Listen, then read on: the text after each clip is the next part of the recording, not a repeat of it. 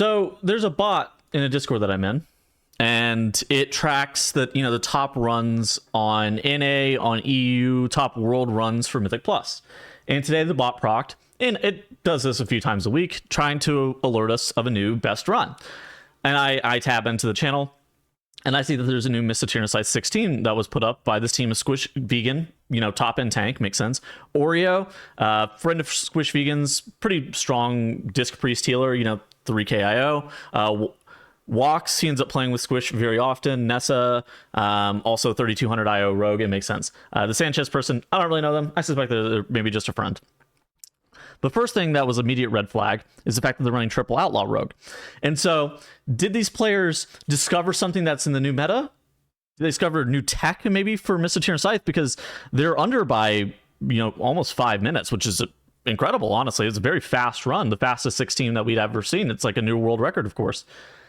So did they just come up with some new tech or new strats, maybe innovate on the meta with Outlaw Rogue actually being good when most people thought it was bad? No. What they did is they abused an exploit from Trickster for Outlaw Rogue. So there's an exploit whenever you go and use Trickster and you go build up your capstone coup de grace, and whenever it's ready to go, you use it on a critter. Then you end up speccing in a Fate Bound, and after this, every finisher you cast will now act as if it's an additional 5 combo points.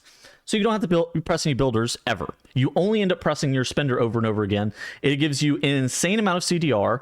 It gives you crazy additional damage. There was also, hold on, if we go over to Warcraft logs, there was also logs of people killing bosses with this as well. If you go to Silken Court rankings, there was a rogue that did 3 million DPS to Silken Court when the next highest class was doing 2.1 million. So this exploit is fucking crazy with the amount of damage that it provides you. So immediately whenever I saw this comp of triple Outlaw Rogue, that is some huge red flags. And then I started looking at the front page of Raider.io at the other runs that have been timed in the past, 12 hours or so. And there was this 15 Grimbatol, world first, that ran triple Outlaw Rogue. There was this 15 Stone Vault, world first, that ran double Outlaw Rogue and a Frost Death Knight. They were also, under time by 7 minutes and 30 seconds. They two-chested a 15 Stone Vault. Hold on. Let's look at this. They were under by 7.5 minutes. The next closest time was 3.5 minutes under. So they crushed this key. There's also a Dawnbreaker 16 that was under by 4 minutes and 17 seconds. World first. There was a 15 City of Threads that was timed, being under by 3 minutes and 30 seconds. World first. Only running one Outlaw Rogue this time, but we ran an Aug Evoker, so that kind of offsets the fact that we were only running one Outlaw Rogue. There was another 15 Grimbatol. This was world second, of course, because the world first one we saw earlier had triple Outlaw Rogue. World second, 15 Grimbatol, 2 Outlaw Rogues, so you need the third to actually be good. And it's kind of been like this. People were... and this is not the same as the Elemental Shaman stuff. Whenever you looked at the Elemental Shaman stuff that I was talking about yesterday, that was a bug.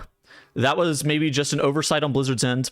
Elemental Shaman couldn't avoid doing an insane amount of AoE damage. It was just a very big oversight on Blizzard's end. They ended up coming down and nerfing some of the Lightning Rod stuff. That's fine. Whatever. This, you have to very explicitly go out of your way to be able to actually do this by proccing your capstone on a critter, and then you speccing in a Fate Bound. It requires some setup to be able to do. Now, there's a question as to what should happen with this. This is kind of similar to what we saw in Dragonflight Season 4, where Shadow Priests were insta-killing dungeons with Psychic Link. Now, it's a little bit less egregious than that, I will say. You actually have to, kind of play the dungeon. You're only doing 50% more damage than other players, as opposed to one-shotting mobs. So it is a little bit different. But then there's the question as to what should happen. Now, there's been a pretty big outcry and call out for players who have been abusing this to be banned. I would tend to agree that I think that these players should receive, a 24-hour ban and have all these runs that have been done abusing this Outlaw Rogue stuff completely rolled back to the point where they're no longer on the leaderboards. They lost the score that they got for these and just completely rolled them back. Now, what do I expect is going to happen? is I just expect that this Outlaw Rogue bug is going to end up getting fixed, or this exploit is going to end up getting fixed. Where this, I'm surprised that's not been fixed. I'm surprised that it's been allowed to go on for, it's been known for about 48 hours now. I'm surprised that it's been allowed to go on for as long as it has been without being fixed, especially since some of the other stuff has been fixed.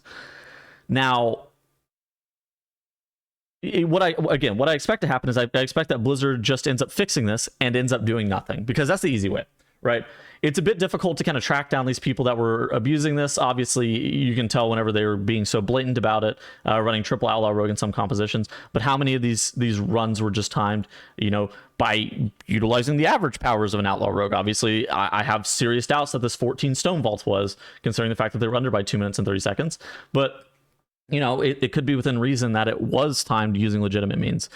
But I think that, you know, Blizzard talked about, you know, turning the corner, wanting to do better in terms of making sure that players aren't just so brazenly and openly exploiting.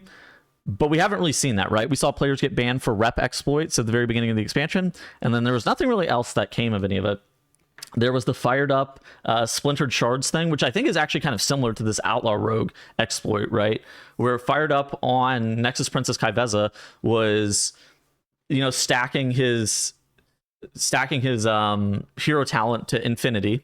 And I said at the time, I didn't think that Blizzard was going to ban him for it. Not that I didn't necessarily think that Blizzard wasn't in their rights to ban him for it, but I didn't think that Blizzard would ban him for it then, and I don't think that Blizzard will ban these people for it now. But I think it's bullshit. I would at least at minimum like to see these runs rolled back, because it just kind of ruins the fucking leaderboard. Obviously, it's going to be very difficult to take away raid boss progression kills for some of these guilds. I'm pretty sure this was a prog kill for Nascent.